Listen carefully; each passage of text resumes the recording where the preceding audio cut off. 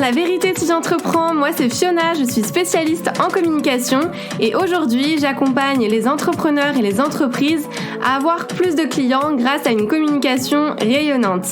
Chaque semaine, je vais vous partager des stratégies, des conseils concrets et facilement applicables autour du business en ligne, d'Instagram, de l'organisation, mais aussi mes réflexions plus personnelles et l'envers du décor de l'entrepreneuriat en toute vulnérabilité et sans aucun filtre. Si tout ça vous parle, alors bienvenue, vous êtes au bon endroit et maintenant c'est parti pour l'épisode étincelant du jour. Hello et bienvenue dans ce nouvel épisode dans lequel je vais vous partager 7 étapes pour lancer un business à partir de zéro et ce sur n'importe quel réseau social. Ça vous servira si vous partez de rien, mais aussi si vous souhaitez revoir les fondations de votre business, donc ça fera pas de mal. On va rentrer dans le vif du sujet puisqu'à travers ce podcast, j'ai vraiment envie de vous partager des choses applicables en mode zéro bullshit.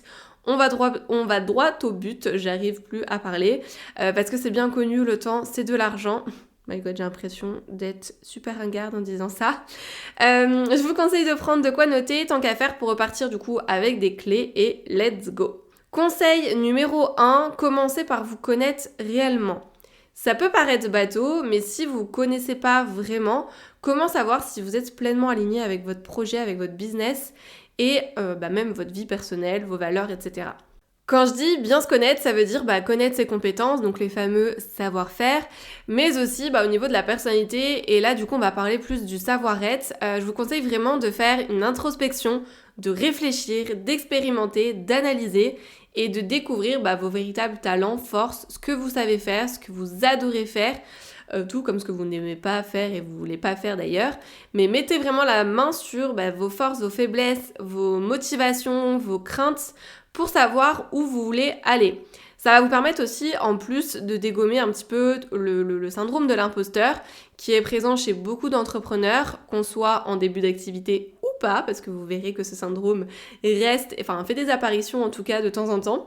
Donc prenez vraiment conscience de vos valeurs et faites-en une force. Il y a un exercice d'ailleurs, c'est l'exercice de la fleur, qui est tiré du livre de... Alors, c'est quoi déjà le titre ? Je crois que c'est de quelle couleur est votre parachute, quelque chose comme ça.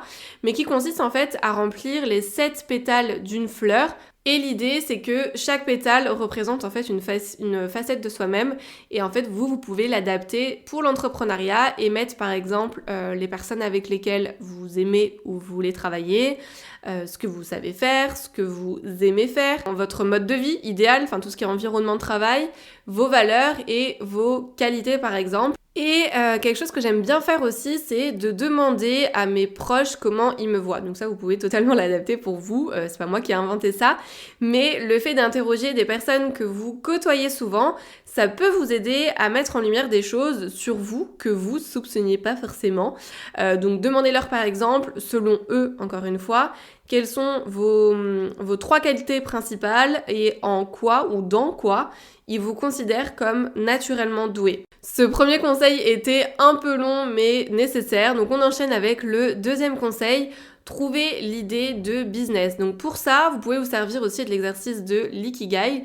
L'idée, c'est vraiment de trouver en fait une activité qui vous plaît, mais aussi dont le marché a besoin. Donc pour ça, vous allez penser à 3 choses. La première, c'est qu'est-ce que vous aimez faire ?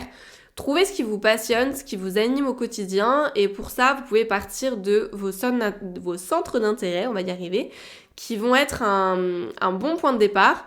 Ensuite, vous allez vous poser la question, donc qu'est-ce que vous savez faire globalement, en quoi vous êtes bon ? Pareil, vous allez lister tout ça. Et enfin, troisième petite question, qu'est-ce que le monde a besoin d'avoir ? Qu'est-ce que le monde a besoin de faire ?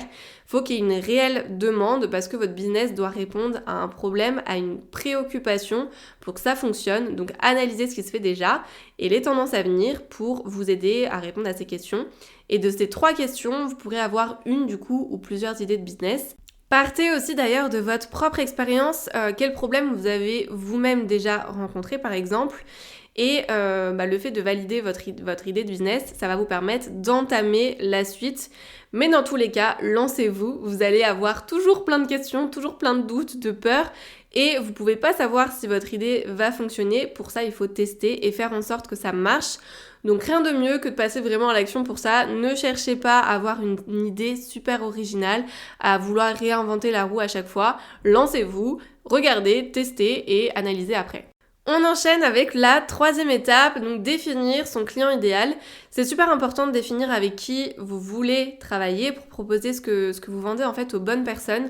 J'en ai déjà parlé dans un épisode, mais ça va vraiment vous permettre de travailler avec des personnes qui vous correspondent, vraiment vos clients de cœur, et puis d'adapter comme il faut votre communication par rapport justement à ce fameux client idéal, pour avoir une communication du coup pertinente, cohérente et faire entendre votre message tant qu'à faire.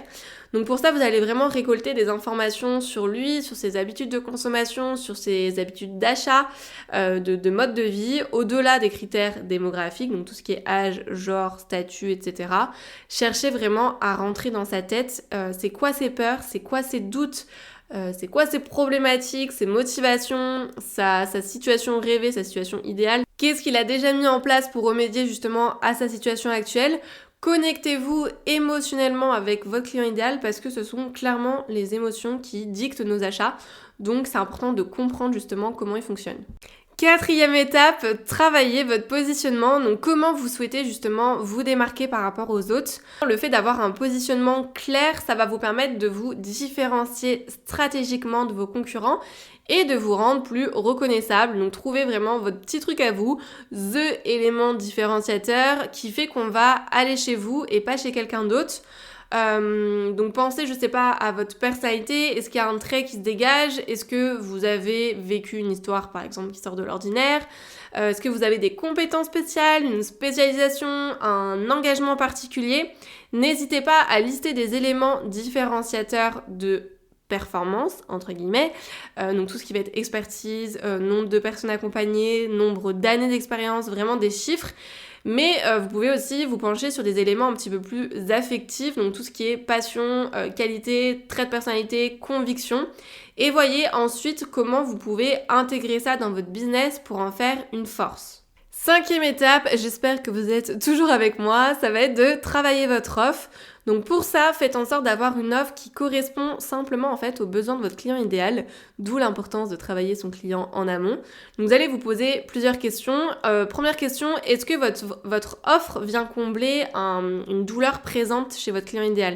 Est-ce que c'est quelque chose qui pose problématique à votre client actuellement? Ensuite, deuxième question, est-ce que votre offre, elle est claire? Est-ce qu'elle est bien explicite? Est-ce que vous avez travaillé tout ce qui est bénéfices, caractéristiques pour pouvoir du coup présenter ça à quelqu'un en face de vous? Si vous parlez de votre offre, la personne doit tout comprendre et il faut que ça soit hyper clair. Troisième question, comment votre offre, elle est différente des autres? Soyez le plus précis possible sur ce que votre offre peut apporter, appuyez vraiment sur les points de blocage de votre client pour avoir la meilleure offre possible pour eux, pour avoir l'offre du coup ce qu'on appelle irrésistible. Sixième et avant-dernier conseil qui va vous intéresser puisque ce conseil c'est de bien fixer ses tarifs.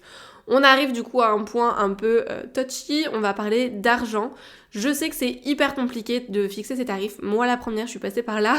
On a souvent peur que ça soit trop cher, peur que ça soit pas assez cher. Bref, la plupart des personnes vendent leurs offres, leurs produits pour pas grand chose, par peur justement de pas avoir de clients en fait. Et là, c'est une grosse erreur parce que vous vous rabaissez.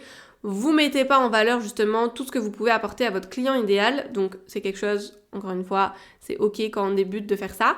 Mais maintenant, vous savez que c'est une erreur. Donc pensez déjà à calculer vos charges, vos dépenses pour ensuite justement définir le prix qui va vous permettre de dégager, on va dire, une marge suffisante pour rentabiliser votre activité. Et demandez-vous combien de ventes vous devez faire justement pour atteindre votre chiffre d'affaires idéal, combien de clients vous pouvez avoir par mois. Si par exemple votre chiffre d'affaires idéal, votre objectif c'est 2000 € et que vous pouvez avoir seulement, 5 clients par mois, vous allez faire 2000 divisé par 5 et ça va vous faire 400 si je me trompe pas. Et du coup, votre offre par exemple, vous allez la faire à 400 €. Alors là, je vous donne un exemple comme ça. Bien sûr qu'il y a plein de choses à prendre en compte, mais c'est pour vous donner une idée. Pensez également à la valeur en fait que vous allez apporter à votre client, le temps que vous passez aussi à travailler, l'investissement que vous avez, vos charges, vos outils, votre matériel, vos concurrents, bref. Mais surtout, choisissez un prix pour lequel vous vous sentez aligné. Il faut vraiment que quand vous donnez votre prix, vous soyez hyper confiant, en accord avec votre offre, votre positionnement, votre promesse.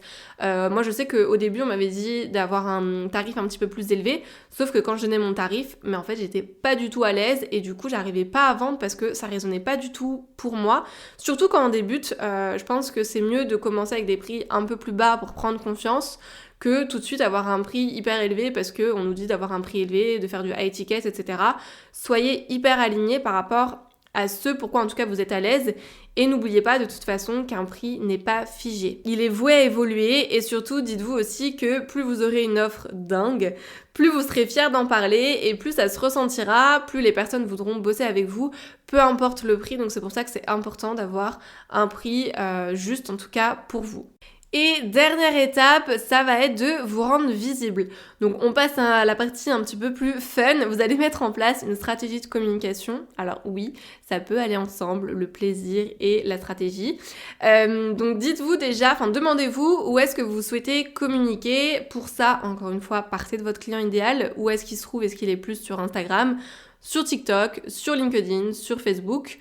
Et dans un premier temps, moi je vous conseille de mettre toute votre énergie sur un seul réseau social, histoire de pas vous éparpiller. Et d'ailleurs, si vous vous posez encore des questions par rapport à quels réseaux sociaux choisir, vous pouvez écouter l'épisode 6 où je vous parle de tous ces réseaux sociaux avec les avantages et les inconvénients. Voilà, petite parenthèse fermée. Et demandez-vous aussi quel sujet vous souhaitez aborder pour rester du coup le plus cohérent possible dans votre communication. Donc voilà pour ces 7 étapes, ça fait pas mal d'étapes, je vous l'accorde.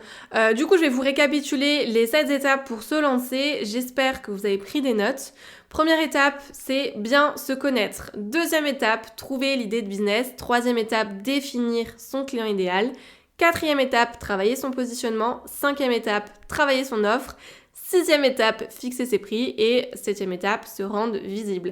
Et tout ça, petit instant promo, c'est ce qu'on voit dans ma formation InstaChan bien en détail, puisqu'il y a 9 modules ultra complets avec des interventions en plus pour vraiment consolider le tout, des bonus à gogo, etc. Bref, si vous voulez plus d'infos sur ma formation pour vous lancer, avoir plus de clients et surtout avoir un business solide, retravailler en tout cas votre business pour avoir un business solide, pérenne, ça se passe dans la description. J'espère que cet épisode vous a plu et surtout qu'il vous aura aidé. N'hésitez pas à me faire un petit feedback et on se retrouve la semaine prochaine. C'est tout pour aujourd'hui, j'espère que cet épisode vous a plu. N'hésitez pas à vous abonner si vous ne voulez absolument pas manquer les prochains épisodes et à laisser 5 étoiles pour me soutenir. Vous pouvez me retrouver sur Insta pour encore plus de conseils ou si vous voulez simplement papoter. En tout cas, merci de m'avoir écouté. Je vous dis à très vite pour un nouvel épisode La vérité si j'entreprends. Je vous fais des bisous.